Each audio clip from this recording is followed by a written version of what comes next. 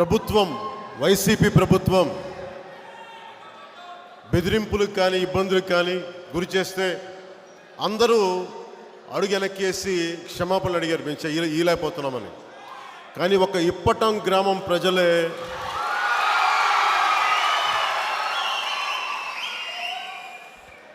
వాళ్ళు వైసీపీ అయితే అంటే వాళ్ళు ఇంకోళ్ళు అయితే మాకు భయం లేదు, మేము ఇస్తామని చెప్పి మాకు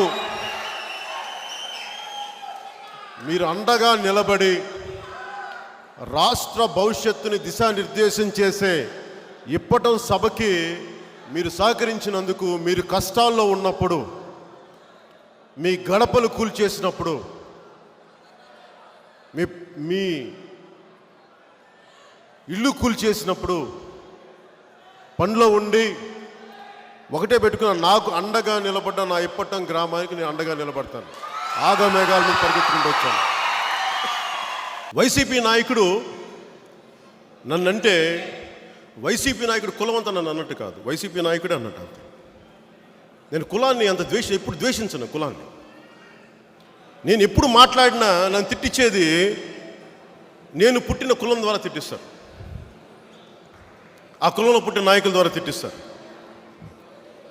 అసలు మనం ఆలోచించాల్సింది, నిజంగా నేనే తప్పైతే నీకు లోపల ఎలాంటి వికృతమైన ఆలోచనే లేకపోతే నా కులం చేత నువ్వు నన్ను ఎందుకు తిట్టిస్తావు?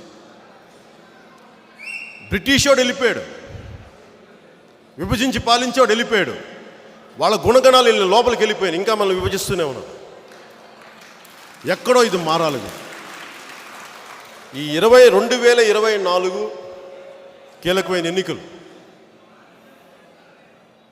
అలాగే 24 తర్వాత వాళ్ళు కలలు కంటున్నారేమో మేము వచ్చేస్తాం, ఏదైనా చేస్తాం. నేను చెప్తున్నాను ఈ రోజున మీకు, మా ఇప్పటం గ్రామస్తుల గడపలు కూల్చారు, నేను మర్చిపోను.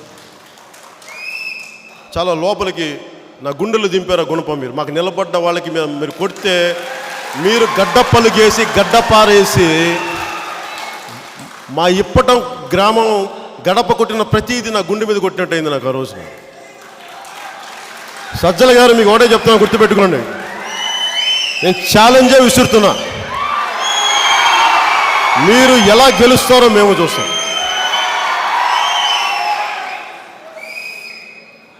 అలాగే నేను మీలాగా ఢిల్లీకి వెళ్ళి చాడీకి చెప్పను. నా ప్రధానమంత్రి గారిని 3-4 సందర్భాల్లో కలిశాను. నేను 2014 నుంచి మన 4వ సందర్భం కలవటం.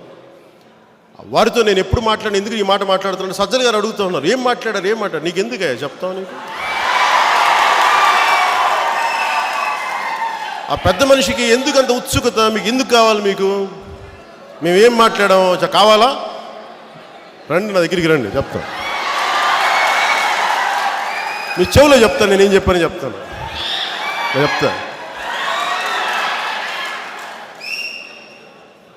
నేను ఎప్పుడు మాట్లాడినా దేశ భవిష్యత్తు, సమగ్రత, సగటు మనిషి రక్షణే కోరుకుంటాను, అదే మాట్లాడతాను. అలాగే నేను మీ గురించి వైసీపీని దెబ్బ కొట్టాలి అంటే నేను ప్రధానమంత్రి గారి ద్వారా చెప్పి చేయనమ్మా, నేనే చేస్తాను. ఇక్కడ కూర్చొని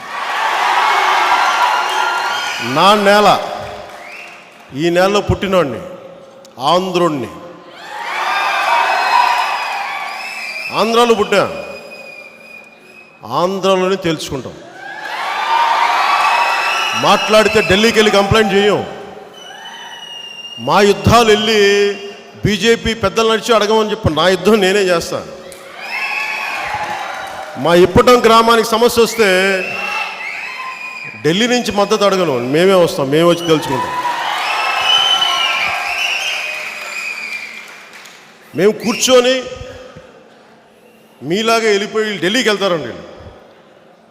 నాకు వచ్చే ఇన్ఫర్మేషన్ మీకు రకరకాల సందర్భాల్లో ఏదో వస్తూ ఉంటాయి కదా, మీ గురించి ఒక చాడీలు చెప్పేస్తున్నారు సార్, ఇక్కడ ముఖ్యమంత్రి వచ్చానంటారు. అరే, ఒక అధికారం లేనోడిని గొంతేసుకొని అరవటం తప్ప నా చేతులు అధికారం లేదు. పోలీసులు నా మాట వినరు, నన్నే ఇప్పటి గ్రామానికి వస్తుంటే ఆపేస్తారు పోలీసులు, వాళ్ళతో గొడవ పెట్టుకొని ముందుకు రావాలి. నా మీద పడి ఏడుస్తారంటే వైసీపీ 151 మంది ఎమ్మెల్యేలు వాళ్ళకి 30 మంది ఎంపీలు 151 మంది ఎమ్మెల్యేలు ఉండి వాడు కనీసం గెలవనోడి మీద పడి ఎందుకు ఏడుస్తారంటే మనం అర్థం చేసుకోవాల్సింది సత్తా కానీ తాకత్ అండం అది అధికారంలో కాదు, గుండెల్లో ఉండదు. నా మధ్యలో వీళ్ళు చాలా గోల్ చేశారు. నాకు ఏమంటావు ఒక ఏదో కేసు పెట్టారంట, వైలేషన్ ఆఫ్ ట్రాఫిక్ ఏదో అంట, హైవేలో మీకు ఇప్పుడే గ్రామానికి నా మీద ఎన్ని కేసులు పడ్డాయో మనలో చెప్తా ఉన్నారు. ఈ మధ్యలో నన్ను మా గ్రామానికి బయలుదేరితే వాళ్ళు అంటారు నువ్వు రాకూడదంట. పోలీసులు వచ్చి ఇక్కడ ఆపారు. అరే బాబు, మీరు నన్ను హోటల్లో నుంచి బయటికి రానివ్వరు, వైజాగ్లో నుంచి హోటల్కి బంధిస్తారు. కారులో ఎక్కి నమస్కారం చేద్దామంటే అధికారి వచ్చి దిగు చాలు ఎక్కిందంటాడు. సరే, అరే మా వాళ్ళు ఇల్లు కూలిపోయినా ఇల్లు పలకరిస్తామంటే నువ్వు వెళ్ళకూడదు అంటారు. ఇప్పుడు కారులో వస్తారంటే కారు ముందు కదలకూడదు అంటారు, నడిచి వెళ్తానంటే నడవకూడదు అంటారు. అప్పుడు తిక్కొచ్చి బస్సు నేను బండి మీద ఎక్కి వస్తానని చెప్పారు. అంటే మీరు బండి ఎక్కనివ్వరు, నడవనివ్వరు, తమాషాలు కదా. ఒక్కొక్కరిని కూర్చోబెట్టి మేము బండి ఎక్కొస్తాం, ఎవడు ఆపుకుంటాడు ఆపుకోండి. మీడియా వాళ్ళకి చెప్తున్నాను, పవన్ కళ్యాణ్ గారికి చెప్తున్నాను, పవన్ కళ్యాణ్కి వెనక ఉండి మాట్లాడిస్తున్న వాళ్ళకి చెప్తున్నాను, జగన్మోహన్ రెడ్డి గారిని కాదు కదా, ఆయన ఎడమకాలి చిటికెన వేల మీద ఉన్న వెంట్రుకని కూడా ఎవరు పీకలేరు. ఎందుకంటే ఈరోజు మంచి మనసుతో ప్రజలకి సర్వీస్ చేయాలి, తన తండ్రి పేరు ఈ ప్రజలు శాశ్వతంగా గుర్తుపెట్టుకోవాలి, తన తండ్రి ఆశపడ్డట్టుగా ఈ పేద ప్రజల జీవితాల్లో వెలుగుని నింపాలి అన్న ఒకే ఒక లక్ష్యంతో తాను ఎన్నో కష్టాలు ఎదుర్కొని కూడా భరిస్తూ ముందుకు వెళ్ళాడు అంటే అది ఈ ప్రజల కోసమే. అలాంటి ప్రజలు ఎప్పుడూ జగనన్న వెనకే ఉంటారు, జగనన్నకి అండగానే ఉంటారు. షూటింగ్ గ్యాపుల్లో వచ్చి వీకెండ్ పీకే అని ఏదో 2 గంటలు డ్రామా చేస్తూ ఆవేశంగా ఊగిపోతూ ఎవరో రాసిచ్చిన దాన్ని పిచ్చి స్టేట్మెంట్లు ఇస్తే ఎవరు కూడా పట్టించుకోరు. ఇప్పటంలోనే క్లియర్గా పెద్ద ఫ్లెక్సీలు పెట్టారు. నువ్వు దయచేసి రావద్దు అంటే అర్థం ఏంటి? ఇప్పటంలో ఉన్న ప్రజలకి ఆల్రెడీ నోటీసులు ఇచ్చి ఏదైతే వాళ్ళు దొంగతనంగా ఆక్యుపై చేశారో వాటిని రోడ్డు వెడల్పుకి వదలాలి. ఆ రోడ్లు కూడా ఇప్పటం ప్రజలే వాడుకుంటారు తప్ప మేము వెళ్ళి అక్కడ ఫ్యామిలీ ఉండి మేము వాడుకోవటం కాదనేది వాళ్ళకి తెలుసు కాబట్టే నోటీసులు ఇచ్చినప్పుడు వాళ్ళు యాక్సెప్ట్ చేశారు. కానీ వీళ్ళు వెళ్ళి ఓవర్ యాక్షన్ చేసి ఈరోజు హైకోర్టులో కోర్టును కూడా తప్పుదోవ పట్టించే విధంగా అసలు నోటీసులు ఇవ్వకుండా దౌర్జన్యంగా చేస్తున్నారని ఏ విధంగా చూపించారు. ఆ విషయం ఈరోజు హైకోర్టు కూడా తెలుసుకొని జరిమానా విధించింది అంటే లాగిపెట్టి లెంపకాయ కొట్టినట్టే. ఇప్పటికైనా బుద్ధి తెచ్చుకొని ఆయన ఒళ్ళు దగ్గర పెట్టుకోవాలి. జగన్మోహన్ రెడ్డి గారిని తిడతాడేంటి?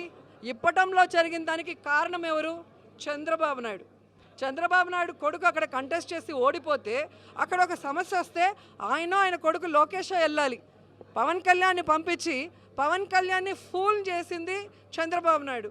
అలాంటి చంద్రబాబు నాయుడిని పంతం పడతాను, ఆయన భరతం పడతానని చెప్పకుండా సంబంధం లేని జగన్మోహన్ రెడ్డి గారిని ప్రతిసారి కూడా మాట్లాడుతుండటం చూస్తుంటే తన ఉనికి కోసమే ఈరోజు పవన్ కళ్యాణ్ మాట్లాడుతున్నాడు అనేది అర్థమవుతుంది.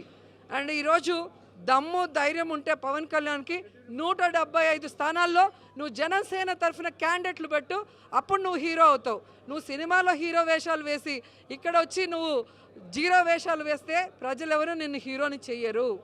ప్రజలకు తెలుసు. ఇప్పుడే నేను స్టేజ్ మీద కూడా చెప్పాను, కులం మతం పార్టీలకు అతీతంగా ప్రజలు మనకి ఎవరికి ఓటేస్తే మనకి అండగా ఉంటారు, మన జీవితాల్లో వెలుగు నింపుతాడు, మన రాష్ట్రాన్ని అభివృద్ధి వైపుకు నడిపిస్తారో వాళ్ళకే ప్రజలు ఓటేస్తారు. ఇలా ప్రజల్ని ఎప్పటికప్పుడు యామార్చాలన్నదో మోసం చేయాలనో లేదా పిచ్చి వేషాలు వేస్తూ ఆ రోజు వెహికల్లో వచ్చాడు. ఏ విధంగా వచ్చాడు? ఒక రౌడీలాగా వచ్చాడు. ఏదైనా యాక్సిడెంట్లు జరిగితే ఎంతమంది ప్రాణాలు పోయి ఉంటాయి? అవి ఏమీ కూడా ఒక బాధ్యత లేకుండా, ఒక పద్ధతి లేకుండా, ఒక పొలిటికల్ లీడర్ అంటే ఓర్పు ఉండాలి. ఓర్పు లేకుండా పిచ్చి పిచ్చిగా బిహేవ్ చేసే వాళ్ళకి ఎప్పటికీ ప్రజలు ఓటేయరు. అది లాస్ట్ 2019 ఎలక్షన్లోనే 2 చోట్ల పవన్ కళ్యాణ్ నించుంటే 2 చోట్ల ఓడించారంటే దానికి అర్థం అది. మేడం ఇప్పటి సంఘటన వెనక సజ్జల ఉన్నారు, సజ్జల డిఫాక్టో సీఎంగా ప్రవర్తిస్తున్నారు అని పవన్ ఆరోపిస్తున్నారు. నిజంగా అట్లాంటి వ్యవహారం ఉందా మేడం? ఇప్పుడు మీరు అడిగిన వాళ్ళకైనా కొంచెం కామన్ సెన్స్ ఉండాలి. ఎందుకంటే ఇప్పటంలో ఇష్యూని కోర్టుకు తీసుకెళ్ళింది పవన్ కళ్యాణ్ తెలుగుదేశం వాళ్ళు, కోర్టుని తప్పుదావ పట్టించింది తెలుగుదేశం పవన్ కళ్యాణ్ వాళ్ళు, నోటీసులు ఇవ్వలేదని అబద్ధం చెప్పింది పవన్ కళ్యాణ్ తెలుగుదేశం పార్టీ వాళ్ళు. ఈరోజు నోటీసులు ఇచ్చిన తర్వాత నోటీసుల్ని యాక్సెప్ట్ చేసి కొట్టడానికి ఓకే అన్న తర్వాత అది కూడా వాళ్ళ సొంత ల్యాండ్ పట్టా ల్యాండ్ కాదు, ఆక్యుపై చేసింది. ఆక్యుపై చేయటం కూడా ఒక తప్పే. మరి ఆక్యుపై చేసిన తర్వాత నోటీస్ అనేది ఇస్తారు, ఇచ్చిన తర్వాత వాళ్ళ ఇష్టాలు వాళ్ళు యాక్సెప్ట్ చేస్తే ఓకే, యాక్సెప్ట్ చేయనప్పుడు కోర్టుకు వెళ్తారు. ఆ అవకాశం ఉంది కదా. దీంట్లో ఎవరిని మోసం చేయటమో బెదిరించటమో లాక్కోవటం అనేది ఉండదు. ప్రతి ఒక్కరికి కూడా కోర్టును ఆశ్రయిస్తే తప్పు జరిగితే దాన్ని సరిదిద్దే అధికారం కోర్టుకు ఉంది కాబట్టి కోర్టు సరిదిద్దుతుంది. కానీ ఈరోజు కోర్టే పనిష్మెంట్గా ప్రతి మనిషికి ₹1,00,000 ఇచ్చి 14 లక్షల రూపాయలు జరిమానా వేస్తే ఈరోజు వాళ్ళు బాధితులు వాళ్ళకి ₹1,00,000 నేను ఇచ్చాను అంటే మీరు ఏమి ఎంకరేజ్ చేయాలనుకుంటున్నారు? గవర్నమెంట్ ల్యాండ్ని ఆక్యుపై చేసేయండి, పక్క వాళ్ళ పట్టా ల్యాండ్లో ఆక్యుపై చేసేయండి, మీకు ఎవరైనా అడిగితే మేము వచ్చి ధర్నా చేస్తామని ఒక రాంగ్ మెసేజ్ ఇస్తున్నారా పవన్ కళ్యాణ్ గారు అని నేను అడుగుతున్నాను. మేడం వచ్చే ఎన్నికల్లో బీజేపీతో సంబంధం లేకుండానే వైసీపీ రాజకీయ గోడల్ని కూల్చేస్తామంటారు. అంటే బీజేపీ దాన్ని కలిసి చేయాలనుకుంటారు, లేదంటే మీరు కలిసి పనిచేస్తారు? సార్ మీరు అసలు అడిగే క్వశ్చన్లోనే అర్థం లేదు. ఫస్ట్ క్వశ్చన్ అర్థం లేని క్వశ్చన్ అడిగారు, రెండో క్వశ్చన్ అంతకన్నా అర్థం లేదు. మేము ఎప్పుడూ కూడా సింగిల్గానే ఎన్నికలకు వస్తామని జగన్మోహన్ రెడ్డి గారు నిక్కచ్చిగా చెప్పారు. మేము అధికారంలోకి వచ్చాక మా రాష్ట్ర ప్రయోజనాలకి ఎవరైతే సపోర్ట్ చేస్తారో వాళ్ళకే కేంద్రంలో సపోర్ట్ ఇస్తాను అని ఘంటాపదంగా చెప్పారు. జగన్ సారు ఏదైనా ముక్కుసూటిగా చెబుతారు, చెప్పిందే చేస్తారు, చేసేదే చెబుతారు. కానీ పవన్ కళ్యాణ్ లాగా ఓ పార్టీ పెట్టి ఎలక్షన్స్కే పోకుండా బీజేపీకి ఓటేయండి, తెలుగుదేశం పార్టీకి ఓటేయమని చెప్పలేదు ఏ రోజు. అలాగే మొన్న ఎలక్షన్స్లో ఇండిపెండెంట్గా నించొని తెలుగుదేశాన్ని తిట్టి బీజేపీని తిట్టి అటు మిగతా వాళ్ళని తిట్టేసి ఈరోజు మళ్ళీ నో ఓటర్లో వైజాగ్లో ఏ విధంగా వాళ్ళు దోస్తుల్లాగా కలిసిపోయారో మనం చూసాం. ఎప్పుడూ కూడా జగన్మోహన్ రెడ్డి గారు చెప్తున్నాను కదా, జగన్మోహన్ రెడ్డి గారు క్లారిటీగా స్టేట్మెంట్ ఇస్తున్నారు. 175కి 175 వైఎస్ఆర్సీపీ అలోన్గా కంటెస్ట్ చేస్తుంది. ఖచ్చితంగా తిరుగులేని మెజారిటీతో మళ్ళీ జగన్మోహన్ రెడ్డి గారే ముఖ్యమంత్రి కాబోతున్నారు. హాయ్ ఫ్రెండ్స్, మా టుడే టుమారో యూట్యూబ్ ఛానల్ చూస్తున్నందుకు చాలా థ్యాంక్స్. మరిన్ని లేటెస్ట్ వీడియోస్ కోసం వెంటనే సబ్స్క్రైబ్ చేయండి. అలాగే ఈ బెల్ ని కూడా రింగ్ చేసేయండి. మా నోటిఫికేషన్స్ అన్ని మీ మొబైల్లో వస్తాయి. అలాగే మా వీడియోస్ మీకు నచ్చితే లైక్ చేయండి, షేర్ చేయండి, నచ్చకపోతే కామెంట్ చేయండి.